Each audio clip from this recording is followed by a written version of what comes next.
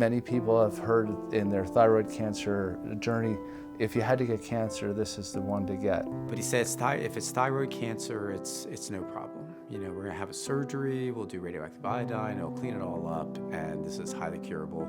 It's just gonna be a bump in the road. You're not gonna even remember that you had it. The endocrinologist said, you know, this is not going to kill you. This is, you know, of all the things that you could get, this thyroid cancer it's a piece of cake. You know, you've got it licked. There's no such thing as good cancer. And we need to stop this kind of a thought process that there's good cancer. This is the cancer with the fastest growth rate of any other cancer in this country.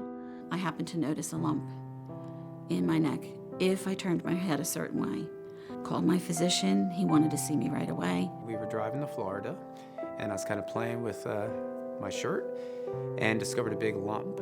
And I didn't think much about it at the time because it kind of materialized quickly. Thyroid cancer is asymptomatic for most people, and I was one of those people. I was originally treated for sleep apnea, which it turned out I did not have. I went to the doctor, and they misdiagnosed it as a cyst at first.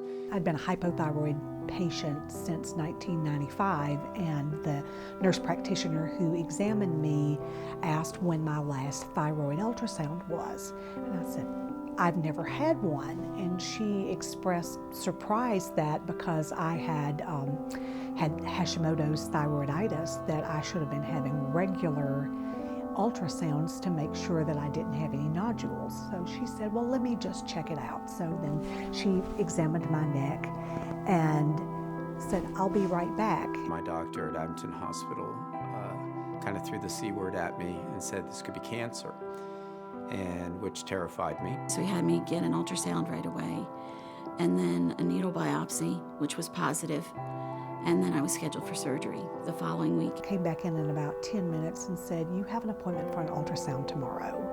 And that's when the red lights and sirens started going off for me. I had thyroid cancer, and I had metastatic thyroid disease in the back of my throat, and that was what was causing my sleep apnea. And I ended up having 2 5-centimeter tumors, one on the thyroid bed and one in the back of my throat, and they required 2 different surgeries to remove them. Pathology came back as papillary carcinoma with follicular variant, and it was kind of an exciting story. The pathologists in my hometown didn't know exactly what to make of my tumor, so it got to be sent off to Mass General.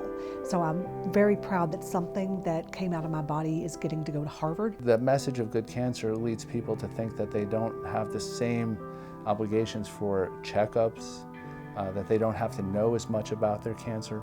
At the end of the day, the patient is the one with the disease, not the doctor. The patient has to understand the disease, has to understand the treatments, has to buy into the treatment plan. It's the role of the doctor to make sure that the patient has all the tools necessary to do that,